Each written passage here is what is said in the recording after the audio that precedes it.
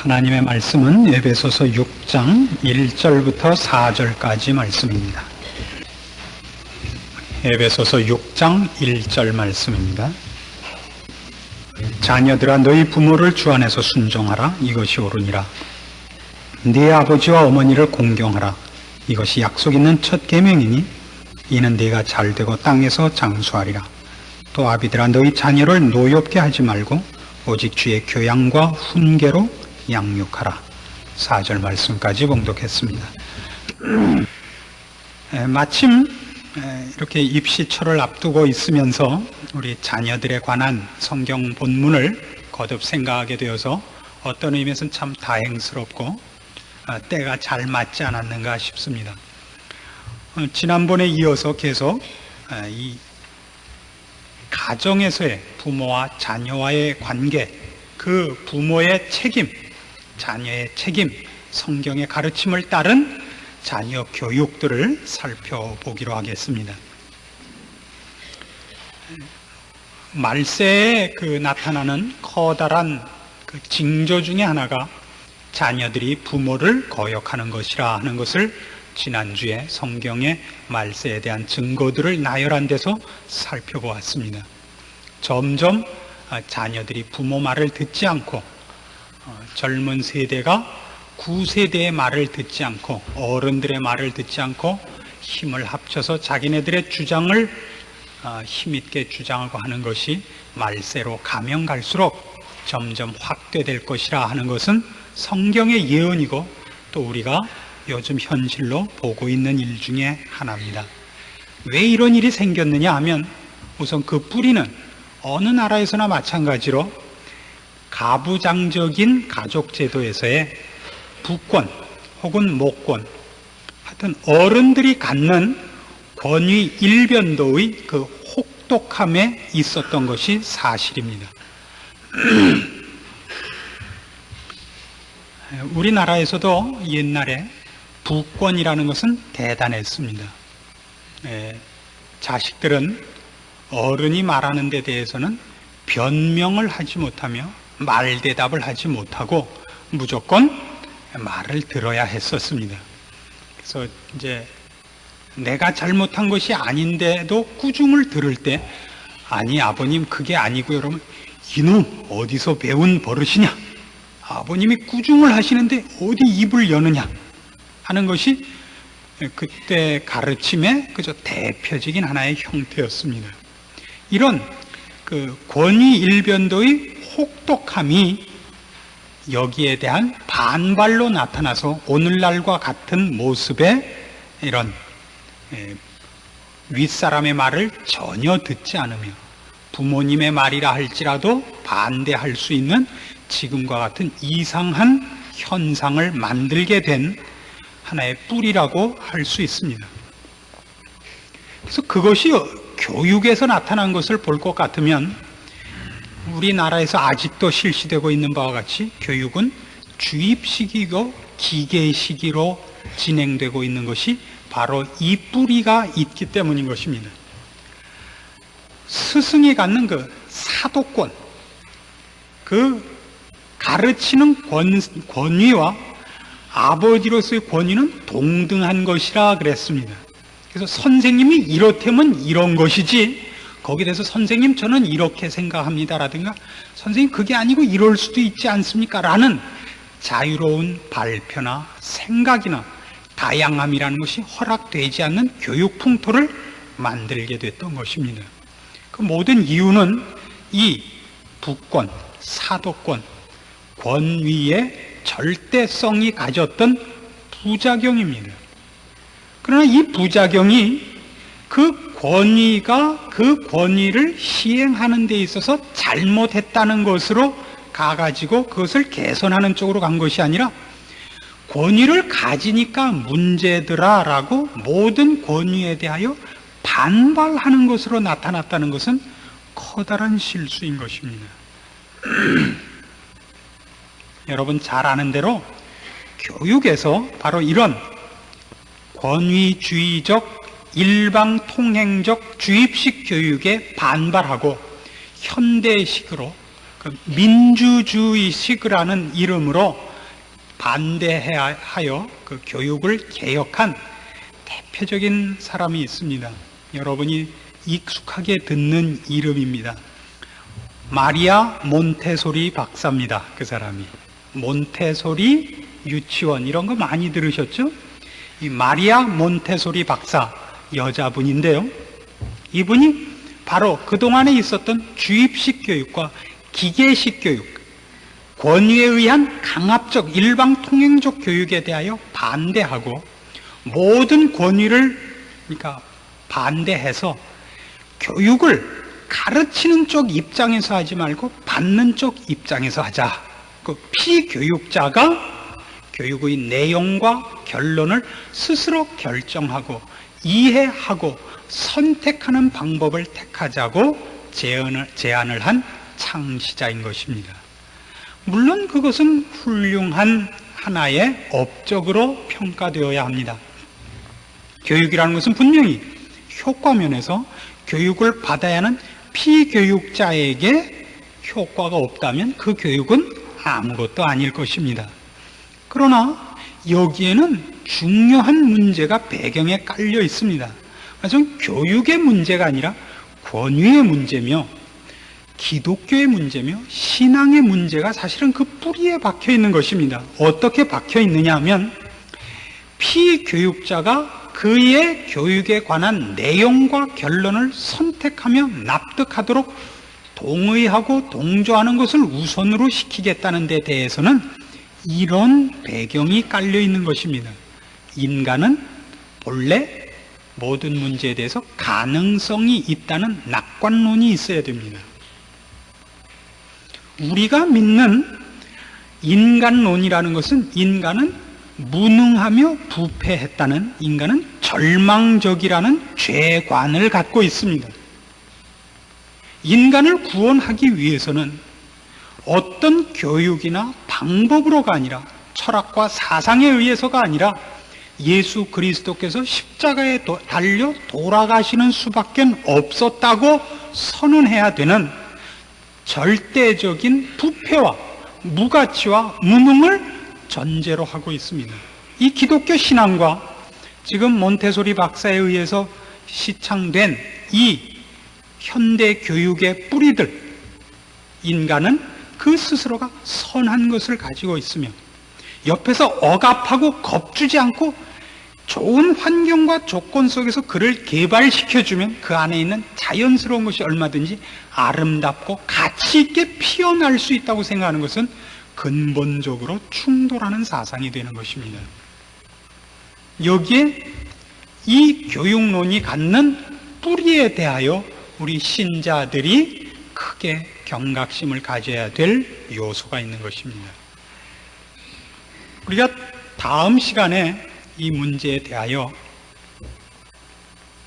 가만히 생각하니까 다음 주에는 크리스마스 예배로 봐야 되니까 이 말씀을 드릴 여유가 없게 생겼습니다만은 하여튼 이어진 다음 시간에 그럼 우리 자녀를 어떻게 교육할 것이냐 하는 문제를 다루겠습니다만은 오늘은 그 방법론과 해결책 이전의 문제에서의 우리가 도대체 무슨 싸움을 해야 되는가 하는 것을 집중적으로 살펴보기 위하여 이런 문제를 추적하고 있는 것을 명심해 주시기 바랍니다.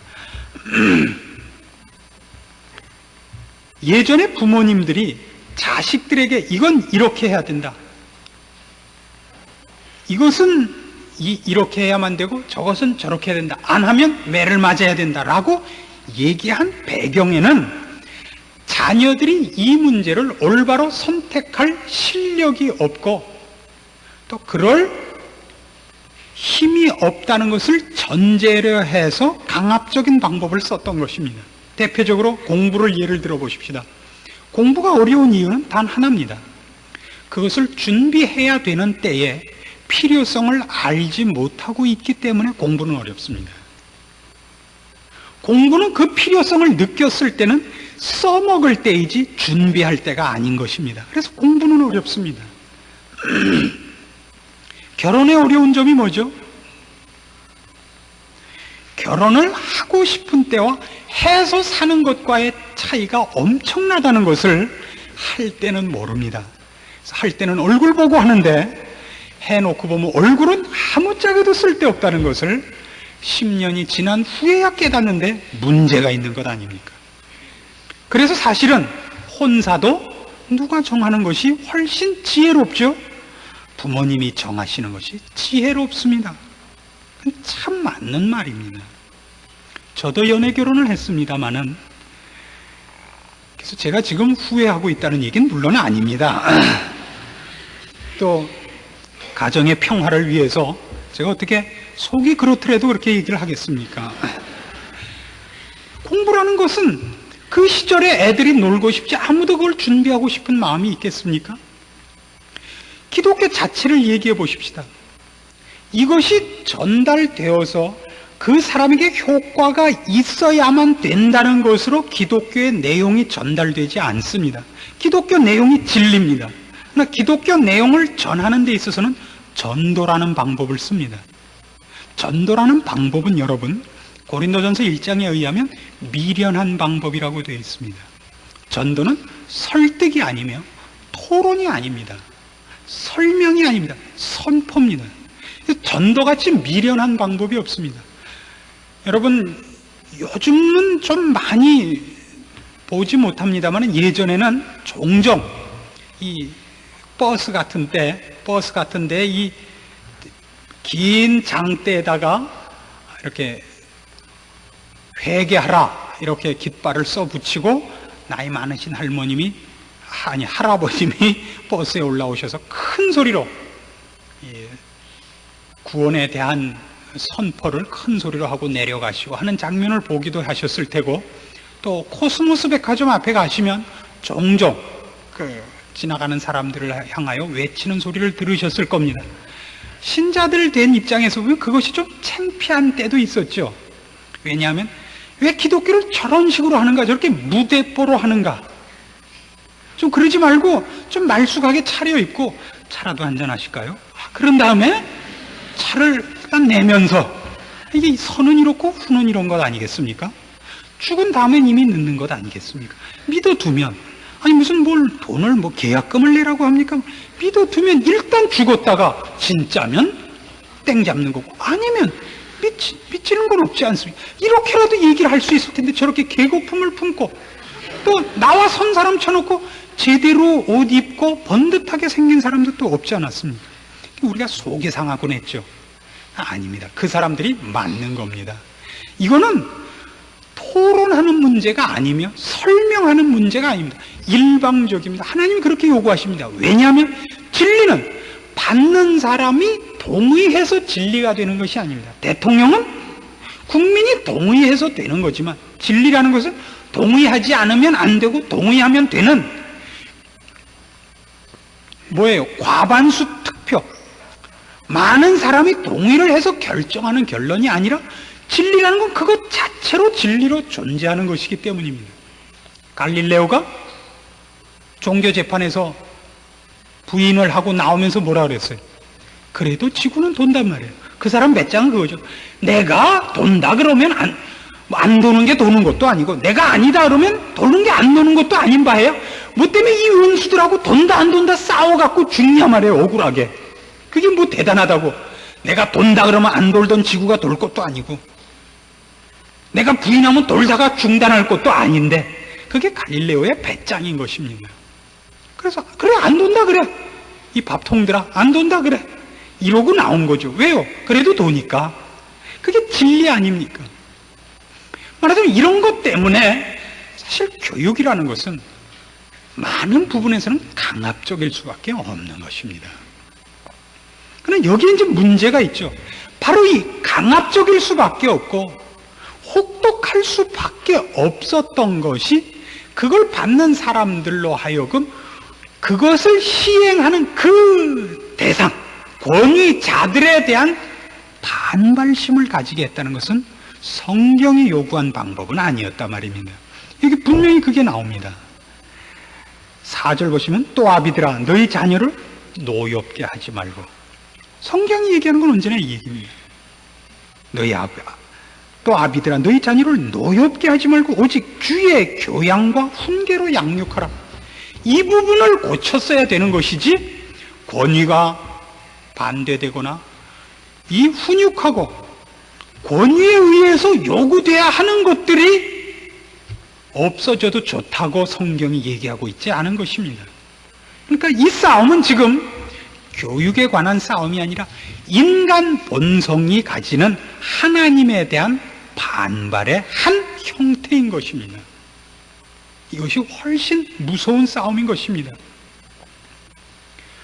자녀들을 가르치는 의미, 필요한 훈육, 가르치고, 인도하고, 꾸짖고, 또 필요하다면 매를 들어야 하는 문제를 사랑과 자애와 인내와 성실함으로 했어야 하는 것을 애 공부 못하고 온 거를 부모 자존심이 상한 걸로 누구네 집 애는 2개밖에 안 틀렸다는데 너는 5개냐 그러고 패갖고 애들로 하여금 알고 보니까 우리 어머니는 저 집 엄마하고 라이방이구나 이렇게 애들이 다 알아요. 모를 것 같아도. 그래가지고 알고 보면 우리 어머니는 나를 통해서 자기 자존심을 채우고 싶어하는 거구나. 우리 엄마는 정말 나를 낳은 엄마일까?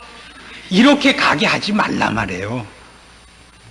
그게 우리 말하자면 신자들이 자녀를 가르치는 데 있어서 성경이 가르치는 이 문제 꼭 기억해야 되는 핵심인 것입니다. 그러니까 자녀를 가르친다는 것은 산기도 가고 금식기도 하는 것보다 우선적으로 앞서야 되는 신앙 싸움이더라 말입니다. 그러니까 언제 나와서 교회 와서 무슨 안내 서고 헌금위원하고 할 틈이 사실은 없는 거예요. 언제 교회로 모여갖고 뭐하고 할 틈이 없습니다. 전도하고 선교 나갈 틈이 없어요. 부부 노릇 똑바로 하시고 자녀 잘 가르쳐야 되는 겁니다. 신앙의 99%를 거의 다 쏟아 넣으셔야 됩니다. 그리고 나머지 1%를 교회에 와서 하셔야 됩니다. 그러나 우리는 사실은 다른 신앙생활을 한다는 이름 아래 부부의 가정생활과 우리 자녀와 부모의 관계를 사실 얼마나 놓치고 살고 있는가 모릅니다. 성경은 바로 인간이 이런 문제들에 대하여 하나님의 축복과 인도하심과 영광과 은혜의 자리에 오는 것을 같이 토론하고 같이 동의해서 인도할 수 없기 때문에 강요할 수밖에 없다고 얘기하고 있습니다. 창세기 6장을 찾아보십시오. 창세기 6장 5절 말씀. 여호와께서 사람의 죄악이 세상에 관영함과 그 마음의 생각의 모든 계획이 항상 악할 뿐임을 보시고 땅 위에 사람 지으셨음을 한탄하사 마음에 근심하셨다 했습니다. 사람의 죄악이 세상에 관영함과 그 마음의 생각의 모든 계획이 항상 악할 뿐이라고요. 항상. 이것이 성경이 얘기하는 인간론입니다. 사람의 생각은 본성적으로 늘 악하고 늘 패역합니다. 그러니까 하는 생각이 좋은 쪽으로 나오지 않습니다. 그래서 이 문제를 하나님께서 우리와 의논하실 수 없습니다. 우리에게 동의를 구할 수 없습니다. 여러분, 만일 하나님께서 우리 인간에게 예수 그리스도를 보내서 구원 얻게 하는 방법이 유일한 방법인데 예수 그리스도를 보낼까 말까를 우리 인간들에게 투표해서 정하라 그랬으면 어떻게 했을 것 같습니까? 인간들이 회의를 해가지고 어느 쪽으로 결론을 내렸을 거라고 생각하십니까? 아마 투표하는 데만 일단 한참 걸리겠죠. 그렇죠? 할 것이냐 말 것이냐. 나 안 했을 거라고 생각을 하는 것입니다. 왜요? 자존심이 상해서.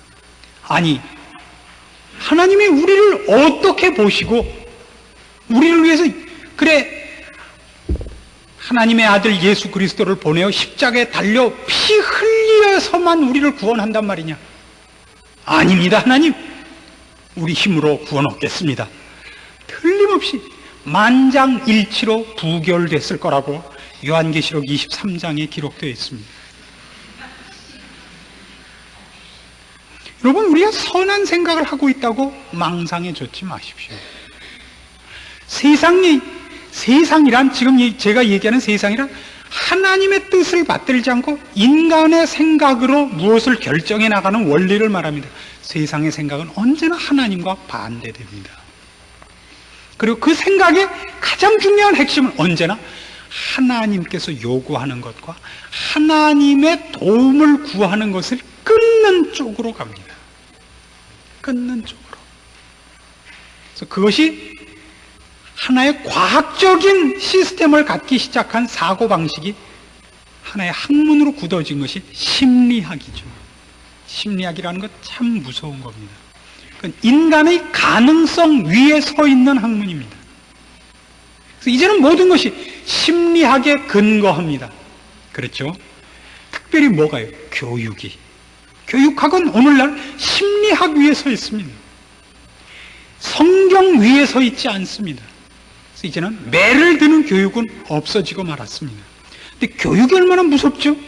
우리 자녀를 어떻게 만들 것인가? 어떻게 빚을 것인가? 교육에 달려 있지 않습니까? 이게 얼마나 심각한 문제입니까? 우리는 우리 자녀 교육을 모두 세상에 맡겨버렸습니다. 좋은 학교 보내는 것밖에 없습니다. 우리 자녀들로 하여금 세상에서 살아남는 법을 배우는 것밖에 우리는 우리 자녀에게 요구하고 있지 않습니다. 하나님을 의지하는 법을 한 번도 가르친 적이 없습니다. 부모님이 하셔야 할 책임입니다. 신자라면, 믿는 부모님이라면 여러분 가정에서 여러분 자녀에게 꼭 이것을 하셔야 됩니다. 여러분 자녀에게 누구를 무서워하게 할 것이냐를 정하셔야 됩니다. 나훔서 1장으로 가시면 이런 표현이 나오는 것을 명심하셔야 됩니다. 구약성경 1299페이지 나훔서 1장 2절 말씀부터 보십시오. 나훔서 1장 2절입니다. 1299페이지입니다. 여호와는 투기하시며 보복하시는 하나님이시니라. 여호와는 보복하시며 진노하시되 자기를 거스리는 자에게 보복하시며 자기를 대적하는 자에게 진노를 품으시며 여호와는 노하기를 더디하시며 권능이 크시며 죄인을 결코 사하지 아니하시느니라.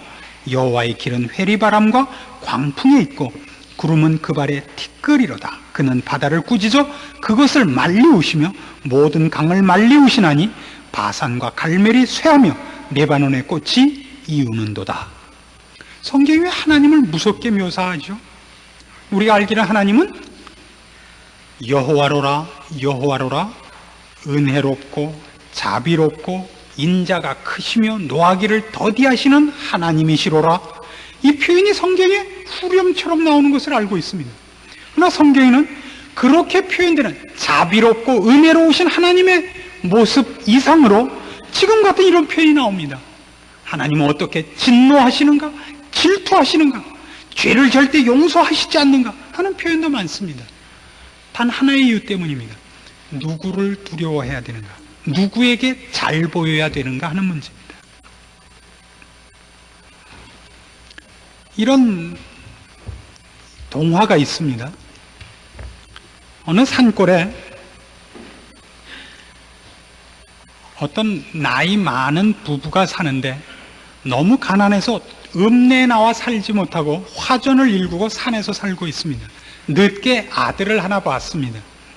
때는 그 동네가 없으니까 혼자 산과 들로 돌아다니면서 뛰놀다가 어린 도깨비하고 친구가 됐습니다. 근데 도깨비 친구를 집에 데리고 와서 깜짝 놀랐는데 가만 보니까 도깨비가 별로 흉악해 보이지 않아서 뭐 친구 놀 다른 사람도 없고 그러니까 그냥 뭐 할 수 없다 하고 놔뒀습니다. 근데 점점 하는 짓이 도깨비를 닮아가는 겁니다. 그래서 이게 참 걱정이다. 언제 끊게 해야겠다 생각했고 그 부부가 그 아들에게 이렇게 시켰습니다. 그 도깨비에게 도깨비가 제일 무서워하는 게 뭔지 한번 물어봐라. 왜요? 아니 글쎄 네가 도깨비하고 친구니까 뭘 무서워하는지 한번 알고 싶어서 그런다. 그러니까 이 어린 아들이 놀다가 같이 쉬는 자리에서 도깨봐 너는 제일 무서운 게 뭐냐? 그러니까 자기는 짐승피가 제일 무섭대요. 그러면서 그럼 사람은 뭘 제일 무서워하냐? 그 묻더란 말이에요. 그래서 아들이 가만히 생각하니까 뭐이 무서운지 자기는 모르겠거든요. 그래서 부모님이 뭘 제일 무서워하든가 생각을 해보니까 생각나는 게 있어요. 부모님이 매일 밤마다 한숨을 푹푹 쉬면서 여태껏 하시던 말씀, 무섭다 무섭다 해도 돈같이 무서울까? 사람은 돈을 제일 무서워하더라. 그 다음날 이제 이 얘기를 전해 들은 부모님이 이제 도깨비랑 못 놀게 하느라고 집주에다 짐승피를 쫙 뿌린 겁니다. 그 도깨비가 그 친구 찾아오다 보니까 짐승피가 얼마나 놀라서 도망갔어. 네가 내 시내를 이걸로 갚다니 두고 봐라. 내가 복수를 하고야 말지. 그날 저녁에 그냥 애따 돈 받아라 하는 소리와 함께 그냥 집안 가득히 엽전 꾸러미가 날라 들어오더라 이겁니다. 여러분은 뭐가 제일 무섭습니까? 여러분은 돈이 무섭죠? 솔직히 얘기하세요. 뭐라고 안 그렇게? 하나님을 두려워하시면 여러분이 절대 여러분 자녀를 그렇게 가르치지 않으실 겁니다. 우린 돈이 무서운 사람들인 겁니다. 그렇죠? 그래서 우린 그렇게 우리 애들을 닥달을 하면서 공부를 시킵니다. 하나님이 두렵다면 우린 공부보다 먼저 신앙교육을 시켰을 겁니다. 그리고 신앙교육을 여러분 지금 여러분 자녀에게 네가 몰라서 그렇지 공부는 꼭 해야 된다라고 눈에 불을 켜고 억압하며 공갈치며 가르쳤듯이 가르치셨을 겁니다. 여러분 자녀가 학교를 안 가서 선생님한테서 전화가 와 보십시오. 오늘 되게 아드님이 학교를 하는데 아니요 아침에 도시락 싸들고 갔는데 아니 안 나온 지 벌써 일주일이나 됐습니다. 뭐라고요? 그럼 그냥 이를 부득부득 갈면서 이놈 자식 들어오기만 해봐라 알고 대낮부터 콩 튀듯 팥 튀듯 안 하시겠습니까? 주일날 안 나와서 전도사님이 전화를 하죠. 집사님, 되게 아드님이 주일날 교회를 안 나오셨습니다. 아유, 우리 애는 이상하게 교회가 재미없대요.